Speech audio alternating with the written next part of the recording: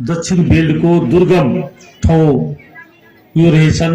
यो ठाउँमा आज एउटा भवनको अभावको कारणले सुरक्षामा चुनौती देखा परिरहेको थियो र यहाँ यो एरिया सबैले थाहै छ, बाढी आएपछि पानीले भरिएर हुन्छन्। यहाँको सुरक्षाको जिम्मेवार साथीहरूलाई गाह्रो पर्छन् र यहाँ सुरक्षा दिन पानी आइसकेपछि, बाढी आइसकेपछि सुरक्षा दिन अप्ठ्यारो अवस्था पर्छन्। त्यसैको यो एउटा भवन, यो एउटा यहाँको अवस्था हेरेर जुन किसिमको यो भवन बनेको छ, यो भवनले पक्कै यो एरियालाई बीओपीको भवनमा अब हाम्रो सुरक्षाले राम्रो काम गर्नेछन् मैले विश्वास लिएको छु। र त्यो अनुसार यो एरिया तपाईलाई सबैलाई थाहै छ, यो बोर्डर एरिया हामी 10 गजामा छौं र विभिन्न किसिमको क्रियाकलाप यो बोर्डरमा देखा परिराखेको हुन्छ।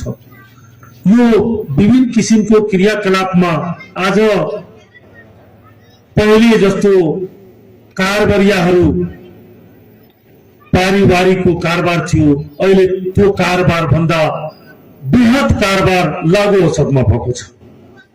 लागु औषधले हामीहरू बालबच्चा लुपुत भएर बाल बच्चाहरू हाम्रो बिग्रेर यस्तो अवस्थामा पुगिसकेका छन्। हाम्रो समाज कतातिर जाँदैछन् यो सोच्ने बेला आएको छ। हामी खुला बोर्डरमा छौं र यहाँबाट गाँजाको तस्करी हुन्छ, उताबाट ब्राउन सुगरको तस्करी हुन्छ।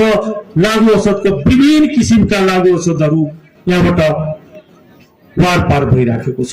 र त्यसमा पारीबाट पनि केही मान्छेहरू र हाम्रो तर्फबाट पनि हाम्रा मान्छेहरू, हाम्रा भाइ बहिनीहरूले त्यसमा लागेको छ।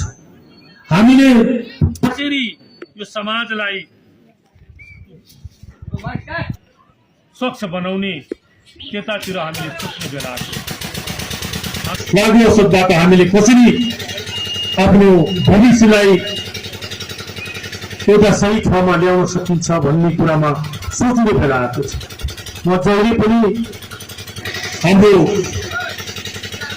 फ्यान क्लब राजेन अधिकारीजीले यहाँ स्थापना गरेर लागु औषध दुर्व्यसन कार्यक्रमको एउटा फ्यान क्लब यहाँ सुनसरी जिल्लामा राजेन अधिकारी